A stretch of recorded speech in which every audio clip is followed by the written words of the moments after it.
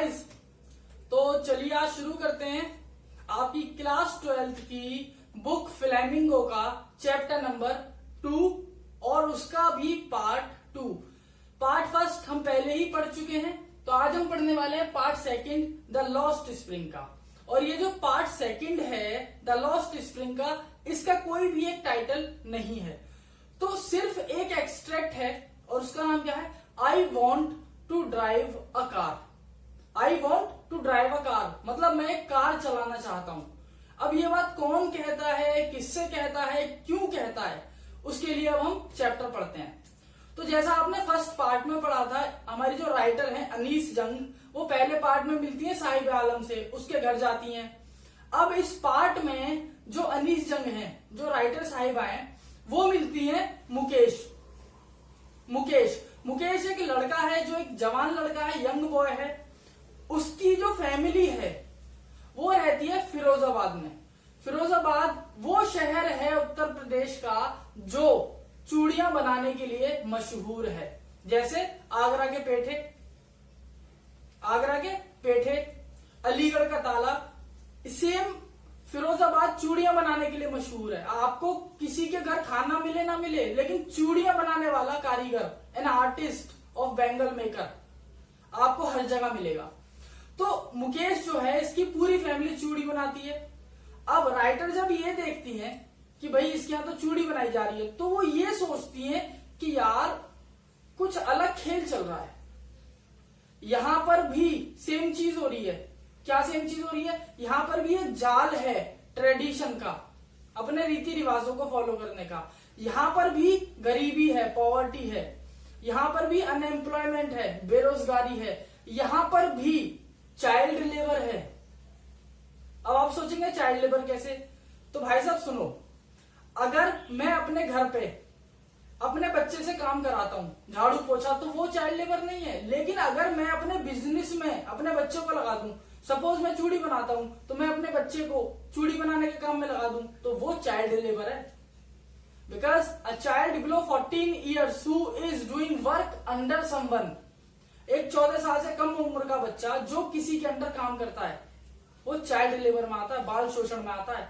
तो राइटर साहब ये बताती है कि इस चैप्टर की थीम में भाई हमारा एक्सप्लॉयटेशन हो गया, पॉवर्टी हो गई, ट्रेडिशन हो गया जो हम फॉलो करते आ रहे हैं चूड़ी बनाने का, या कुछ भी और लास्ट जो हमारा है वो है हमारा चाइल्ड लेबर। तो अब होता क्या है, ये मुकेश के घर की तरफ बढ़ती हैं। अब जब मुकेश के घर की तरफ बढ़ती हैं तो ये मुकेश से बात करती हैं, तो पूछती है मुकेश से कि अच्छा ये बताओ मुकेश, तुम क्या करना चाहते हो जिंदगी में? वो एक बहुत अच्छा रिप्लाई देता है, कहता मैडम मैं कुछ करूं या ना करूं, पर मैं किसी के अंडर में काम नहीं करना चाहता। I do not want to be the slave of anyone, I do not want to work under anyone.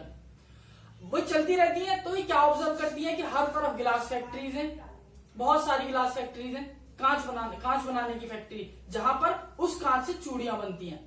उसके बाद वो देखती है कि छोटी छोटी गलियां, नालियां, गटर से निकलता पानी, और उस पानी से, जैसा आपने पढ़ा होगा एक आर्टिकल आप लिखते हैं पॉल्यूशन के ऊपर, तो उसमें टॉपिक आता है बताओ कि भाई पॉल्यूशन से क्या परेशानी होती है। तो एक चीज आप हमेशा लिखते हैं वाटर लॉगिंग, पानी का इकट्ठा होना, और उसकी वजह से क्या होता है, मलेरिया, डेंगू, पानी में मच्छर पैदा होते हैं। तो ये चीज जब साहिब अनीस जंग के दिमाग में जाती है, तो वो क्या सोचती है कि the people here are not hygienic. ऐसा नहीं है वो अमीर थी इसीलिए ऐसा सोचती है, वो बताती है कि ये वो चीजें हैं जो सरकार को करनी चाहिए, लेकिन सरकार नहीं कर रही। तो इनकी इस हालत का जिम्मेदार ये परिवार तो इनका है ही, लेकिन सरकार भी है। इसके बाद वो बताती है कि जब मैं आगे बढ़ी तो मैंने देखा छोटे छोटे घर, छोटी छोटी नालियां, वहीं से गंदा गंदा पानी, वहीं कूड़ा पड़ा हुआ है, और लोग उसी में चल रहे हैं। जैसे ये मुकेश के घर के अंदर जाती हैं, तो सबसे इनका इंट्रोडक्शन होता है मुकेश की भाभी, वो क्या कर रही होती है, वो स्पाइनच की, SPINACH, वो स्पाइनच लीव्स की सब्जी बनाती हैं, या सिंपल कह सकते हैं एक तरीके से तरी जिसको हम कहते हैं आसान भाषा में, या सूप बनाती हैं, और वही सूप इनका खाना है। अब वो दादी माँ से बात करती हैं, तो दादी माँ से जब वो बात करती हैं तो दादी माँ उन्हें कुछ पॉइंट बताती हैं, और ये पॉइंट है आपके लिए सबसे ज्यादा इंपॉर्टेंट जानना। वो दादी माँ से पूछती हैं, दादी माँ एक चीज बताइए क्या यहाँ पर लोगों को ये नहीं पता कि चाइल्ड लेबर एक क्राइम है? It is an offence. Do the people not know whether the child labour is illegal और नॉट? क्या दादी माँ, लोगों को पता नहीं है क्या कि चाइल्ड लेबर जो है गैर कानूनी है, ये गलत है? तो दादी माँ क्या कहती हैं, बेटा पेट पालने के लिए सब करना पड़ता है, सब करना पड़ता है पेट पालने के लिए। अगर एक बंदा ही काम करता जा रहा है, अब तुम मेरी बात सुनो, मुकेश के पापा हैं, मुकेश के पापा, इन्होंने अपनी जिंदगी में काम करा जितना भी, उस काम की जो फल मिला इन्हें, वो क्या मिला? इन्होंने पक्का मकान बना के दे दिया। इनके दादा, इनके परदादा, किसी पे ना बना आज तक, मुकेश के पापा ने बना दिया। और ये बहुत बड़ी अचीवमेंट है हमारे लिए। तो पहला पॉइंट, बिगेस्ट अचीवमेंट क्या थी? मुकेश के पिताजी ने पक्का घर बना दिया। दूसरा, उनकी नजरों में इलीगल और लीगल जैसा कुछ है ही नहीं। क्यों? What comes on the priority और प्रिलिमिनरी बेसिस। प्रिलिमिनरी मतलब सबसे पहले क्या आता है? अपना पेट, इससे आगे कुछ नहीं है। उसके बाद दादी माँ ये बताती हैं कि बेटा अब तू ये समझ ले कि जो हमारे घर में मेरे हस्बैंड थे, उनकी आंख खराब हो गई चूड़ियां बनाते बनाते, और ये देख रही है जो लड़की बैठी है छोटी सी तेरे बराबर में, इसकी शादी होने वाली है, ये मुकेश की बहन है, इसका नाम क्या है? सविता। इसकी भी आंखें खराब हो गई, वह कुछ ही दिन ज्यादा अंधी होने वाली है ये भी। रीजन, वो भी पूरा दिन काम करती है बिना इलेक्ट्रिसिटी के। फिरोजाबाद में, जब ये राइटर बताती है कि फिरोजाबाद में बिजली नहीं थी, तो जब बिजली ही नहीं है तो लोग काम कैसे करेंगे? पेट तो पालना ही है ना। तो उसके लिए लोग क्या करते हैं, ये रात रात भर मोमबत्ती में, केरोसिन से स्टोव जला जला के उसमें काम करते हैं। तो जो आंखों पर, लेंस पर जो बर्डन जाता है, उस वजह से इनकी आंखें खराब हो चुकी हैं। अब इसके बाद राइटर हमें बताती हैं कि जब मैं यहां से निकल गई, मैं इनके घर में पहुंच गई, मैं दादी माँ से बात कर ली, तो मेरा मन था मैं ये जानूं कि ये लोग जो हैं, जब ये काम करते हैं चूड़ी वूड़ी बनाने का, तो क्या इनका पेट भरता होगा इस काम से? मुझे तो नहीं लगता कि इनको काफी कुछ मिल पाता होगा। तो पूछती है दादी माँ से, अच्छा दादी माँ एक चीज बताओ, खाने वाने का तो ठीक ठाक हो जाता होगा, मतलब घर तो ठीक ठाक चलता होगा? दादी माँ अल्टीमेट रिप्लाई देती हैं, और आपका एक्सट्रैक्ट नंबर 4। दादी माँ क्या कहती हैं, बेटा एक वक्त शेर भर खाना भी नहीं मिलता। एक वक्त मतलब एक टाइम, चाहे वो दिन का हो, चाहे वो रात का हो, चाहे वो सुबह का हो, एक वक्त भी हम भरपेट खाना नहीं खा पाते। शेर का मतलब होता है, ये जो वर्ड लिखा है शेर, शेर का मतलब होता है पेट। तो एक वक्त शेर भर खाना भी नहीं मिलता। जब अनीस जंग ये बात सुनती हैं तो उनके पास कुछ होता नहीं है कहने के लिए। She becomes speechless. अब उनको समझ में आता है कि यार लीगल इलीगल जैसा कुछ है ही नहीं। खाने से बढ़ के, घर वालों से बढ़ के, एक छत हो, उससे बढ़कर कुछ है ही नहीं। वही 3 चीज, फूड, शेल्टर, और तीसरी आपको पता ही है। तो बताती है इससे बढ़कर कुछ नहीं है। अब कपड़ा इनके पास है, घर भी इनके पिताजी ने बना के दे दिया, दिक्कत आती है वो खाने की। और खाने का आपको पता चली गया क्या दिक्कत है। इसके बाद वो मुकेश से बात करती हैं। तो जब वो मुकेश से कॉन्वर्सेशन करती हैं तो उनके दिमाग में कुछ चलता है। और क्या चलता है, वो मुकेश से पूछते हैं, अच्छा मुकेश ये बताओ, क्या तुम कुछ और नहीं कर सकते चूड़ी बनाने से अलग, एक ट्रेडिशन को फॉलो करने से अलग? जो पिताजी ने करा वो तुम ना करो तो मैडम जी वही तो कर रहा हूं मैं एक मोटर मैकेनिक की ट्रेनिंग पर हूं। I am under training. मैं मोटर मैकेनिक बनना चाहता हूं और उसी की मेरी ट्रेनिंग चल रही है। मैं शहर से बाहर चला जाता हूं, तो दिक्कत नहीं आई ये सब करने में? मैडम जी दिक्कत तो बहुत आती है। आस पड़ोस वाले ऐसी ऐसी बातें करते हैं कि मैं क्या बताऊं, कान में से खून निकल जाए, ऐसी ऐसी बातें करते हैं ये लोग। तो रीजन क्या है मुकेश ऐसा बोलते हैं? रीजन ये था कि जब हम कुछ करना चाहते हैं ना आगे बढ़ के, when we want to think out of the box, word याद रखेंगे अब आप, आउट ऑफ द बॉक्स, यानी जब हम कुछ अलग करना चाहते हैं, अपनी लीक से हटकर कुछ करना चाहते हैं, किसी दूसरे योनर में जाना चाहते हैं, तो जो आस पड़ोस के लोग हैं ना, जिनके बारे में सब बोलते हैं ये 4 लोग क्या कहेंगे, वही 4 लोग कौन है पता नहीं, आज तक नहीं पता कौन से 4 लोग, लेकिन इन्हीं 4 लोगों की वजह से जो सोसाइटी है वो आपको गलत नजरों से देखती है। देखो इसके दादाजी ने चूड़ी बनाई, परदादा ने चूड़ी बनाई, पिताजी ने चूड़ी बनाई, और देखो जी लड़का जा रहा है कुछ और ही काम करने। तो ये सारी चीजें जो है समाज देखकर चलता है। इसके लिए बहुत अच्छा वर्ड है ऑर्थोडॉक्स। ऑर्थोडॉक्स। मुकेश के पिताजी ने चलो ठीक है इसको अलाउ कर दिया, लेकिन सबके तो नहीं करते, तो जो नहीं करते वो है ऑर्थोडॉक्स।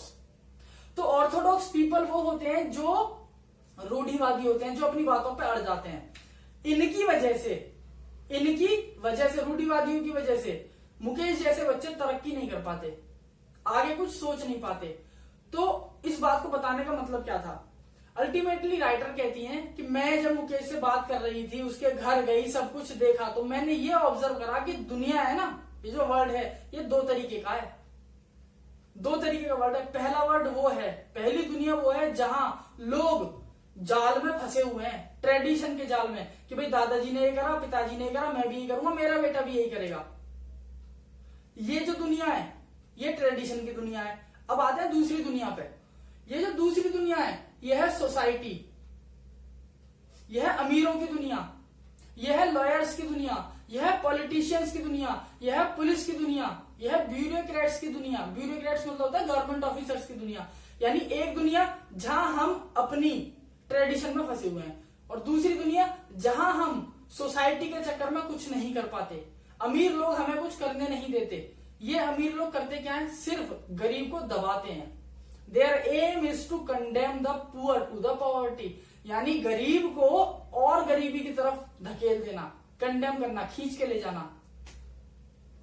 तो दो दुनिया है। पहली जो ट्रेडिशन की दुनिया है, जिस वजह से कोई अपने काम को छोड़कर दूसरा काम नहीं कर सकता, और दूसरी दुनिया वो जो अगर बंदा चाहता भी है तो सोसाइटी नहीं करने देती, जो अमीर लोगों की सोसाइटी है, जो गरीब को और गरीब करना चाहती है।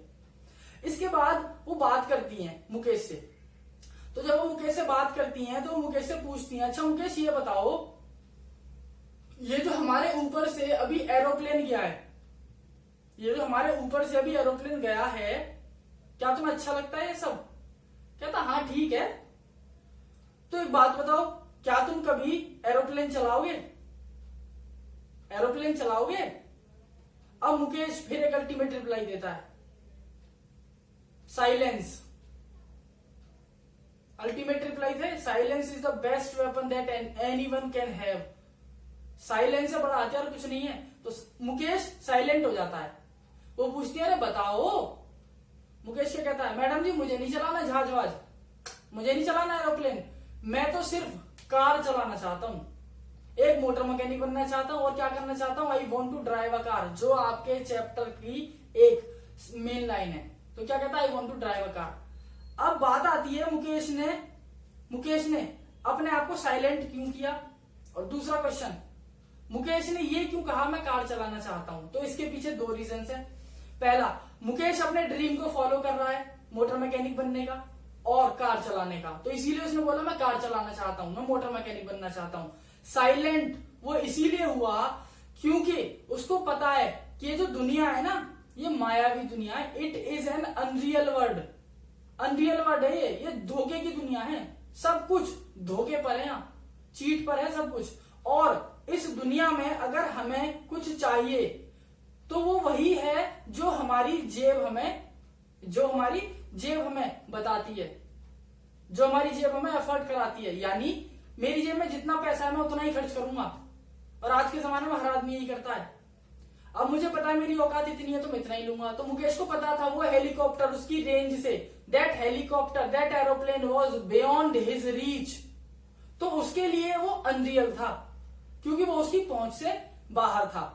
तो लगभग सारी चीजें खत्म हो चुकी हैं चैप्टर में, बस एक लास्ट में, और ये मैंने इसीलिए इसको एक ब्लॉग में बनाया है, बहुत इंपॉर्टेंट है। जब वो ये बताती है ना कि भाई दुनिया जो होती है वो दो तरीके की होती है, तो वो एक बड़ी अच्छी बात बताती है कि आप किसी भी दुनिया में चले जाओ, चाहे ट्रेडिशन की दुनिया में चले जाओ, चाहे आप अमीर लोगों की दुनिया में चले जाओ, बढ़ने तो आपको आगे कोई देगा ही नहीं, लेकिन दर्द दोनों दुनिया में है।